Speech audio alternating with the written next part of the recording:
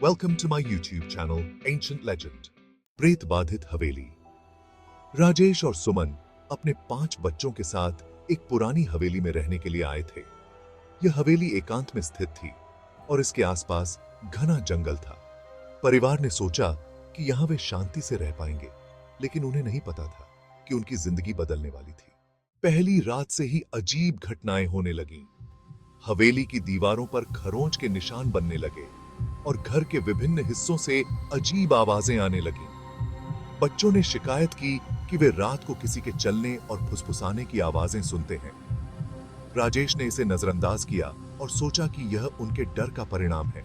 एक रात सुमन ने देखा कि एक पुरानी अलमारी का दरवाजा अपने आप खुल रहा है। उसने जब ध्यान से देखा तो पाया कि अलमारी के अंदर कुछ हिल रहा था। डर के मारे उसने राजेश को बुलाया। राजेश ने जब अलमारी खोली तो उसमें कुछ भी नहीं था, लेकिन एक ठंडी हवा का झोंका उनके चेहरे पर पड़ा। इस सब से परेशान होकर राजेश ने एक दिन गांव के बुजुर्ग से बात की। बुजुर्ग ने बताया कि यह हवेली पहले एक जादूगरनी की थी, जिसने यहाँ काले जादू के प्रयोग किए थे। उसकी आत्मा अब भी इस हवेली में भटक रही है और जो भी यहाँ आता है उसे परेशान करती है। बुजुर्ग की सलाह पर राजेश ने एक तांत्रिक को बुलाया। तांत्रिक ने हवेली की जांच की और बताया कि यहाँ एक बहुत ही बुरी आत्मा का वास है। उसने परिवार को समझाया कि उन्हें इस आत्मा को शांति देने के लिए एक विशेष अनुष्ठान करना होगा। अनुष्ठान की रात तांत्रिक ने पूरे घर में मंत्र पढ़े और हवन किया।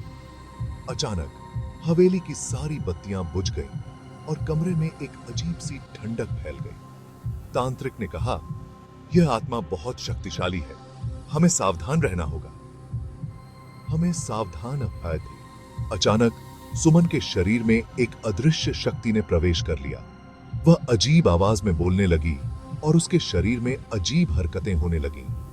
तांत्रिक ने मंत्र पढ़ते हुए आत्मा को शांत करने की कोशिश की, लेकिन आत्मा ने सुमन को छोड़ने से मना कर दिया।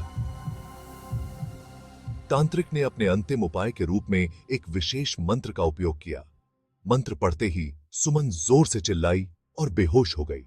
हवेली के चारों ओर अजीब सी आवाजें गूंजने लगीं और अचानक सब कुछ शांत हो गया। सुमन को होश आया और उसने बताया कि वह एक अंधेरी जगह में थी, जहां बहुत सी आत्माएं फंसी हुई थीं। तांत्रिक ने कहा कि अब आत्मा को शांति मिल गई है और वह अब उन्हें परेशान नहीं करेगी।